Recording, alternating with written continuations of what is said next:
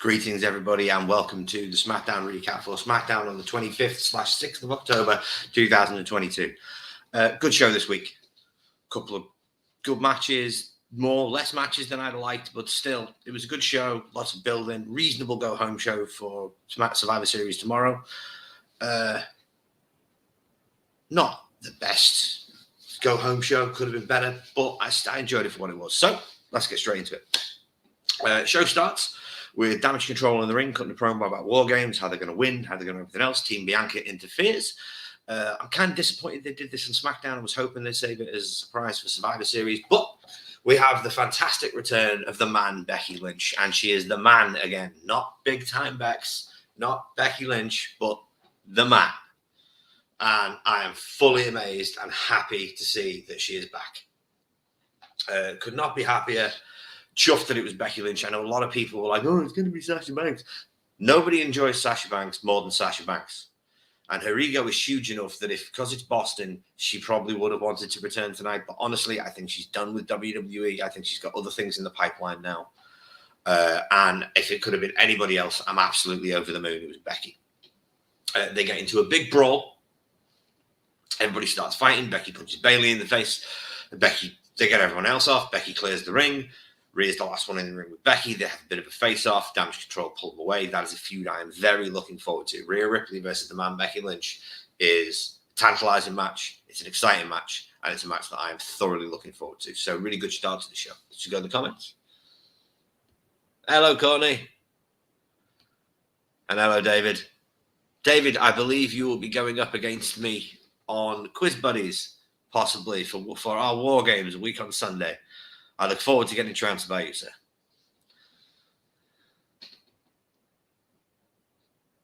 What we got? Thank you very much. Yes, Becky is back, Courtney. Well happy. Thanks. Yeah, I'd agree with that. It got the job done. There was no unnecessary jibber-jabber. The brawl was good. It didn't last too long. It got Becky over. I mean, she's always over, but it got her back over with the fans. So I'm happy that happened. Then we went into our first match. Now, I'm disappointed with the result of this match. At the same time, I'm ecstatic with the result of this match because of what happened later on in the night. And I'll get to that in a bit. So it was Santos Escobar versus Butch Pete Dunne. Always a good match. Santos Escobar is amazing. He's one of my favorite wrestlers to watch. He has been for years, even when he was King Cuerno in Lucha Underground. Like, the guy is fantastic. He really knows his job. He understands his character. He knows where to be in the ring, and his timing is impeccable. And you know me, I'm all about timing.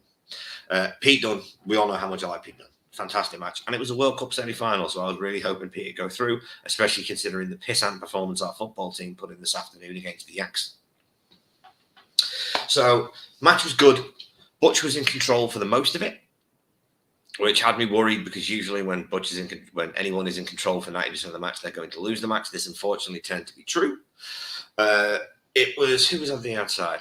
Yeah, the Brawling Brutes, Sheamus and Ridge Holland were on the outside for Butch.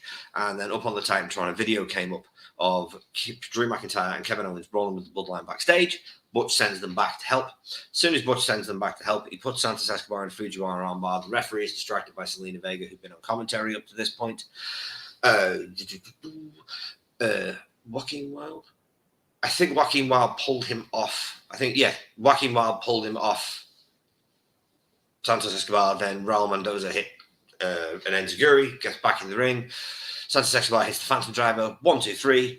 Butch is out. Santos Escobar wins the semi-final and is going to the finals of the World Cup. I really enjoyed this match for what it was. It could have been a bit longer for me. I would have liked to have seen these boys get 15 minutes. But I enjoyed it. Good match. Got Santos over. Got Legado over big, which I was really happy about because they're a fantastic group. And then we moved on.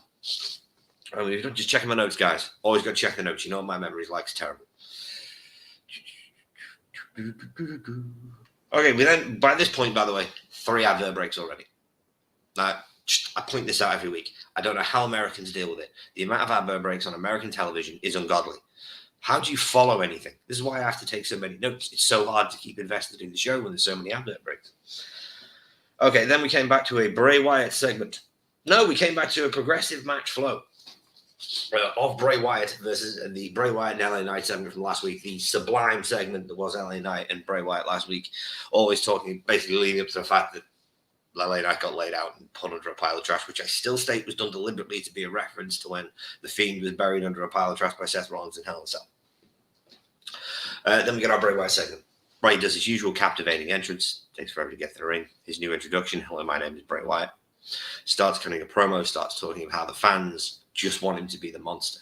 The fans just want to see the Fiend. They want to see the violent side, the evil side. But he doesn't want to be that anymore, man. He just wants to be Bray. And he wants us to stop asking. I thought this was powerful stuff. It was like Bray's fantastic on the mic. I'm probably going to get loads of shtick for this, but Zane's going to love it. Eddie Kingston is the only person in wrestling who makes you believe as much as Bray Wyatt does when he's on the microphone. Bray and Eddie both make you feel, and that is very rare in a wrestler. Very rare. The fact that this man is capable of doing this is amazing. But Bray was interrupted on the big screen by Uncle Howdy. Uncle Howdy basically starts talking about how he's a liar, how he's a charlatan, he's a fraud. And I believe the line was, a snake in a cage is still a snake, man, before it's signed off, which is a fantastic reference and very much alludes to the fact that Bray is holding back the real Bray. The Bray we're seeing now is a facade. It's not the real Bray. It's the Bray he wants to be, but it's not the Bray Wyatt he is. And that intrigues me. Take in mind, the man's been back 2 months. He's not got in the ring yet, except to talk. And I'm absolutely captivated by the whole storyline. So, good job, WWE. Just fantastically well done. Let's go back to the comment, shall we?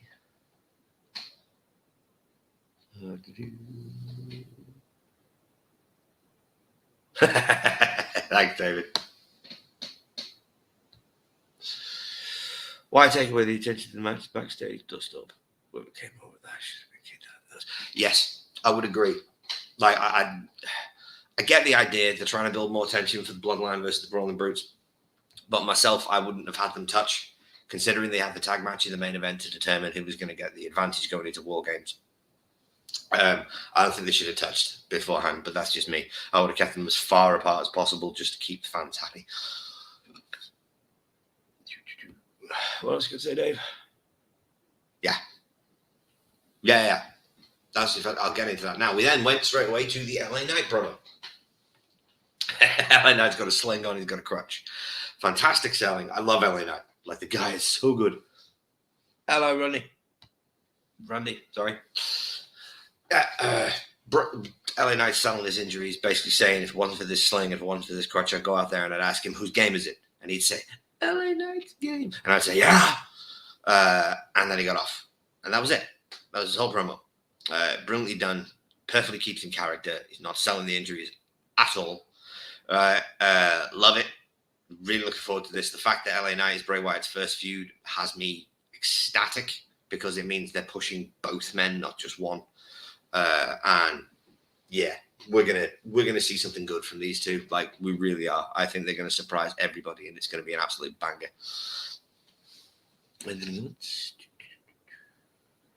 Hello, D. And there we go. Yes, agreed. Patience is a virtue when it comes to Bray. Bray is very much a long-term booker's dream because the stories that Bray Wyatt wants to tell are convoluted, complicated, and long. For Bray Wyatt to tell his story, it's got a lot of chapters. It's not going to be told in 5 pages. He needs at least 150. So I'm really looking forward to seeing where it's going. Like, Bray is just, I said it last week and I'll say it again, he's captivating. Not since The Undertaker have WWE had a character that literally makes people shut up, watch, and listen. It's phenomenal stuff. It's phenomenal stuff. We then from there to our second match. Hit Row versus the Viking Raiders. Now, first things first, I don't know if anybody else knows this. Hit Row are not over.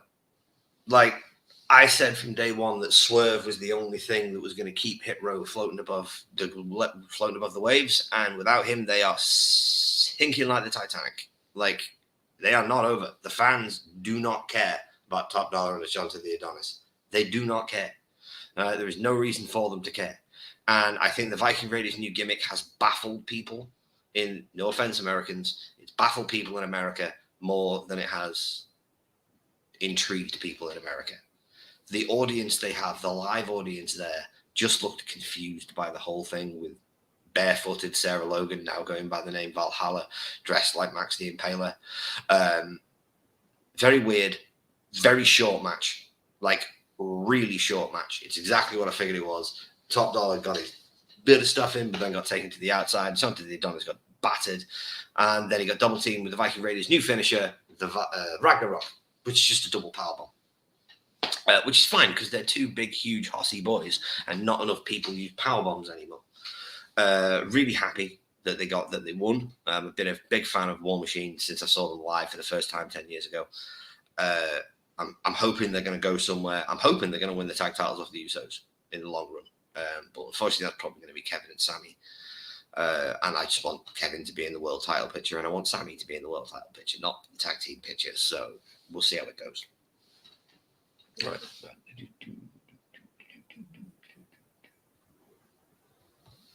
Hello. Hello, Sammy. And what we could say, Courtney. Yes, they are. Absolutely every single one of Bray Wyatt's promos is absolute fire. But I'm not going to backtrack this week. I'm going to carry on because we are on a time limit. Yeah, like I said, the crowd, we're not into the match. Very quick match. Viking Raiders won with Ragnarok. We move on. Third match, which we went straight into after yet another advert break. Ricochet versus Braun Strowman. Now, I was really pleasantly surprised by this. Not by the match. It wasn't very good. The match was short. But I was happy with the finish. Like, really happy with the finish. One, they are clearly still setting up Gunther and Braun Strowman somewhere down the line. However, it's not going to happen because of the World Cup. Because Gunther came out, distracted Braun along with Imperium. Ricochet hit the crucifix, brought Braun up, and 1, 2, 3, Ricochet is your winner. Now, I don't care about Braun Strowman stuff. That's going to go over here for a minute. Right now, I'm going to bring this in, and we're going to talk about the fact that next week on SmackDown, we have Ricochet versus Santos Escobar. Or as I like to put it, King Cuerno versus Prince Puma. Now, anybody that watched on Lucha Underground will understand those references. If you didn't, I'm not going to explain them.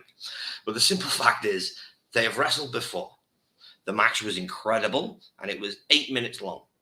If these two boys are given 10, 15 minutes, they will tear the house down. Ricochet is the best high flyer in the world. Right? Santos Escobar is one of the best luchadors in the world. They are going to have an absolute banger of a match, and I honestly believe it has a match of the year potential if it is given enough time for SmackDown. Not the match of the year, but the SmackDown match of the year. But they could do it. You never know. Realistically, WWE have needed a banger match that came out of nowhere for quite some time.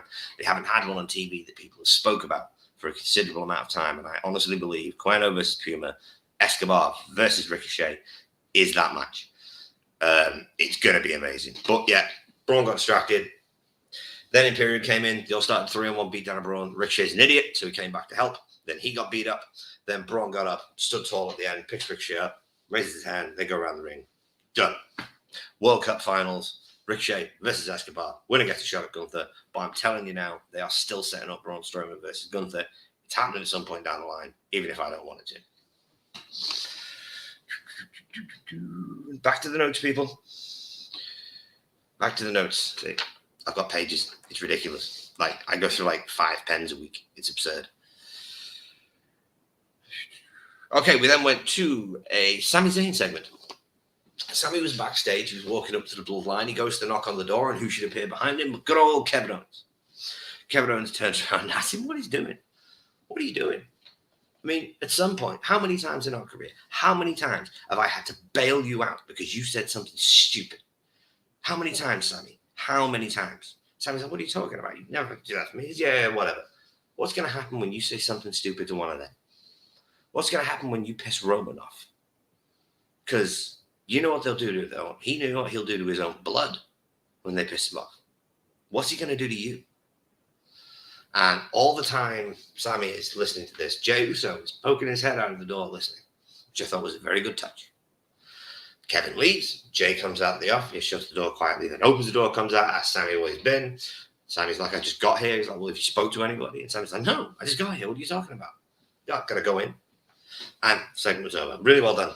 Nice little bit of fuel for Jey, I think, for the inevitable turn onto Sami Zayn that will happen at some point. Whether Sammy strikes first, as Kevin thinks he should, or whether the Bloodline are the ones that take out Sammy in the long run, I'm loving this. Like, everything with Sami Zayn and the Bloodline has been gold for months now. The fact that they've got Kevin Owens in the storyline again, even better.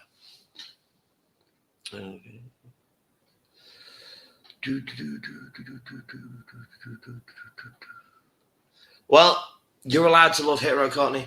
I've got nothing personal against him. They're just never going to get over without Swerve. It's unfortunate, but he was the grease that kept those gears running. Without Swerve, they don't have the match specialist. They don't have the technique. They don't have the skill. They do not have the charisma. They need a Swerve in that group.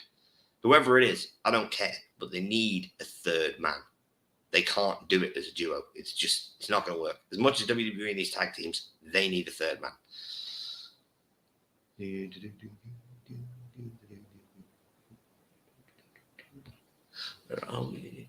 Work. There we go. Yes, they do have to give Santos and Ricochet 20 minutes, David. They really do. Like, if they give those two 20 minutes, I swear to God, match of the year on SmackDown. Like, there is not going to be two guys that can go as well as those two can go. I'm slightly concerned it's going to be overbooked nonsense with a lot of Legado del Fantasma interference, but Ricochet is the valiant babyface, so technically it should work in that formula. Connie.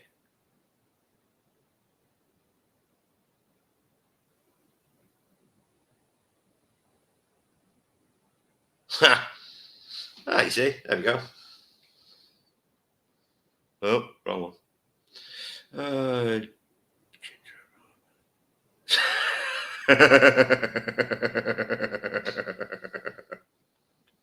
Baby.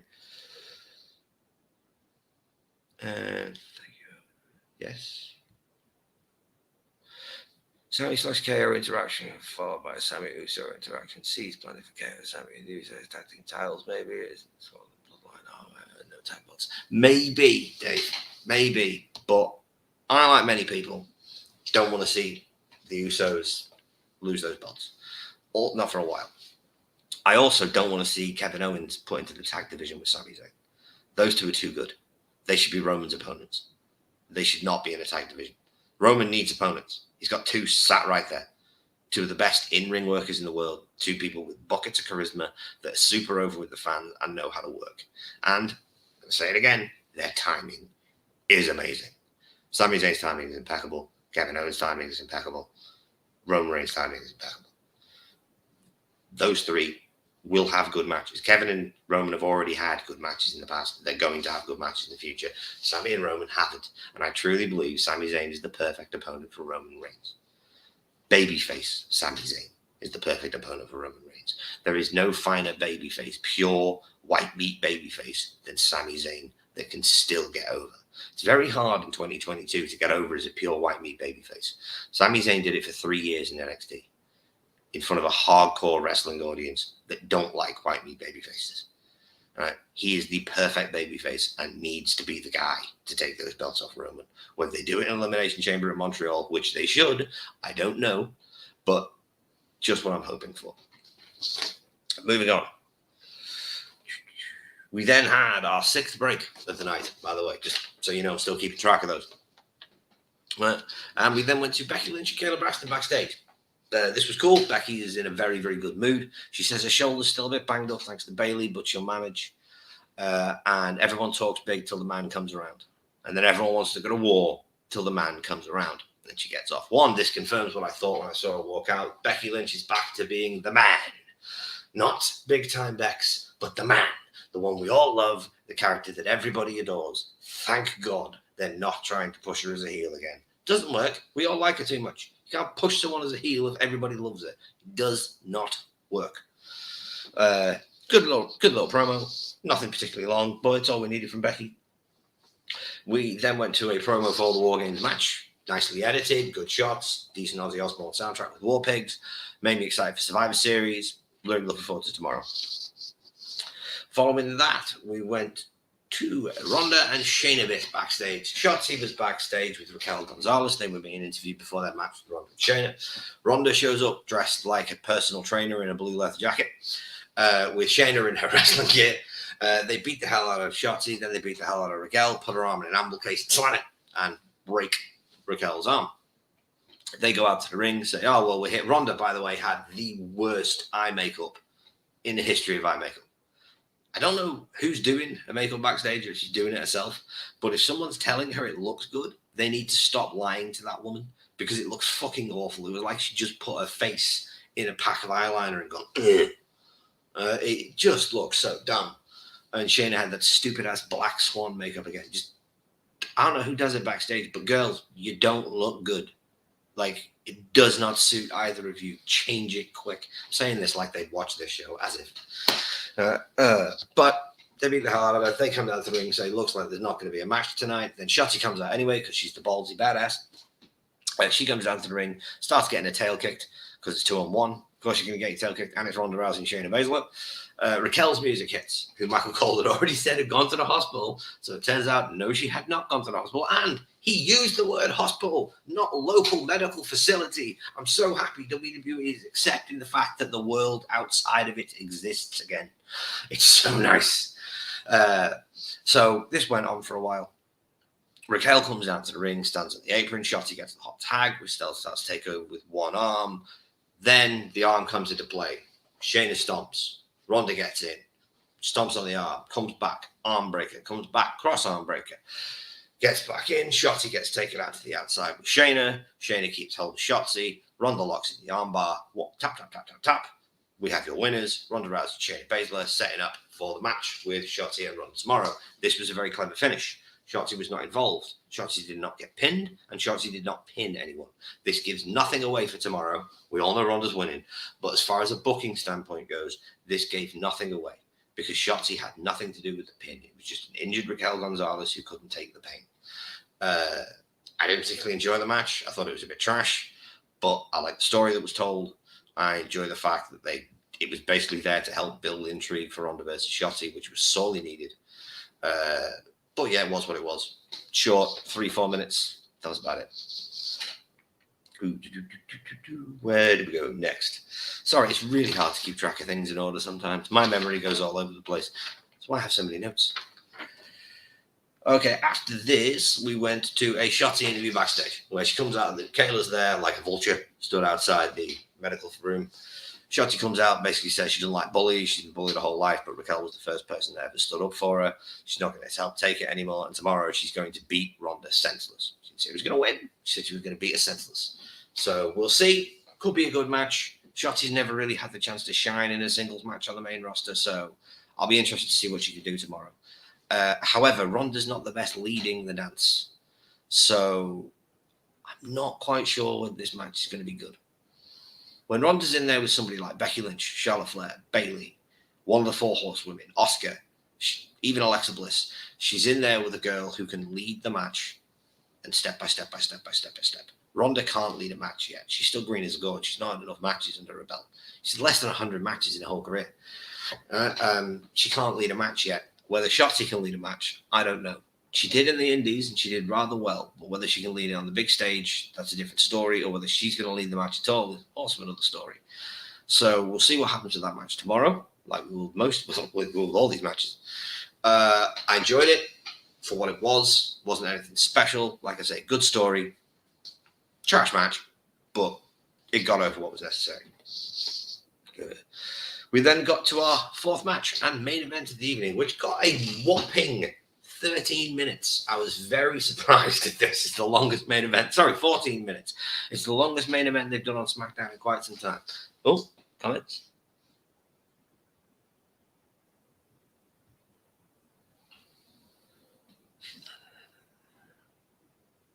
I don't know. You haven't seen me get out the shower, David. I'm as white as Christmas, mate.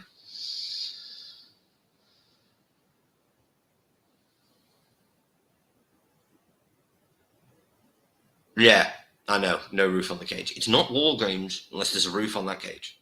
Sorry, it's not. There needs to be a roof on the cage. I can't believe I'm going to say this. AEW do it better with blood and guts because there is a roof on the freaking cage. I'm fine that they don't do it by submission or surrender anymore, but the whole point of War Games is you're trying to keep everybody in. I understand why WWE don't have the roof on it, because they like people to jump off the top. God help Kevin Owens tomorrow. Because you know he's going to climb that thing and he's going to do something stupid, and I really don't think he doesn't get hurt. Yeah, but this was a good match. Brutes make their entrance with Drew. Usos make their entrance with Sami and Solo. Really, really fast, really high-paced, really hard-hitting, as you'd expect from Sheamus and Drew McIntyre. The Usos are great at their job. The Usos are in control for most of the match, beating down Sheamus. Drew got the hot tag, comes in, cleans house, go to the outside, throws Jimmy over the announce table. Jay comes flying on the outside, puts Drew over the announce table. Drew gets back in the ring, comes back on the outside. Big suicide dive, takes everybody out, including Solo Sikoa and Sami Zayn. The entire way through the match, Kevin Owens is constantly verbally jabbing at Sami Zayn, going, "What are you doing? Is this is it?" Because at one point, Sami got in Drew's face and started, rah, rah, rah. Jay just got in his face and like, "Back up, man. I got this. Get out of there." So yet again, terrible Jay Uso impression, but it's what happens.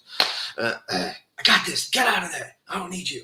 And then Kevin's like, see, look what he did. They're going to turn on you, man. What are you doing? The match carried on. It was good. A lot of back and forth. A lot of suicide dives in this match. A lot of brawling on the outside. Eventually, Sami goes to get the title belt to slide in the ring to Jay. And Kevin gets in his way. He's like, "I'm not going to let you do this. What you think because we know each other, I'm just going to let you do this?" No. Snatches the belt off him. "What are you doing? I want to grow some balls. If you want to be in the bloodline, it's about time you grew some balls." So he snatches the belt back off Kevin, goes to give it to Jay. And Jay just shoves Sami in the ring with the belt. Just pushes him wholeheartedly into the ring. Charles Robinson sees Sami Zayn, sends Sami Zayn to the back. Jey Uso sees the title belt, goes to grab the title belt. Kevin Owens slides in the ring while the referee's not looking, hits the stunner on Jay. Jay bounces up, turns around, bro kick from Sheamus. The dumbest decision WWE have made in weeks. The baby faces have the advantage going into War Games. Now, women's War Games match, the heels have the advantage. This makes perfect sense. Baby faces can't be in peril if they have a one-man advantage for an entire match. Anybody? Please tell me if I'm wrong about this, but a War Games match works best when the heels have the advantage in the match. Because that way, the babyface team is outnumbered all the way through the match until the very end, and then they can valiantly fight back and win. So what this says to me is the Bloodline are 100% winning this match. Otherwise, they would have had the advantage. So, stupid booking decision. My opinion is made the match, the winner of Survivor Series tomorrow, obvious. If I'm wrong, I'll hold my hands up in a minute next week. But other than that, that was the show. So, really good. Just nice, tight SmackDown, with the exception of all the advert breaks. A lot of stories told this week, a lot of promo packages, not that many matches, but the matches that were there were 3 out of 5, 3 out of 4 were good. Nah, that's a lie. 2 out of 4 were good. What was it, 2 out of 4?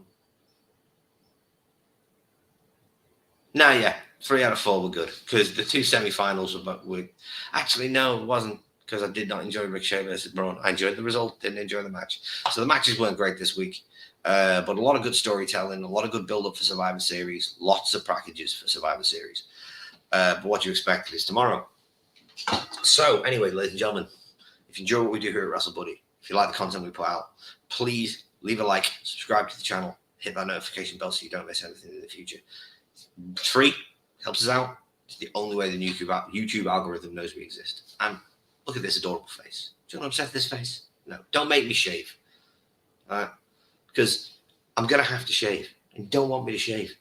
I need my beard.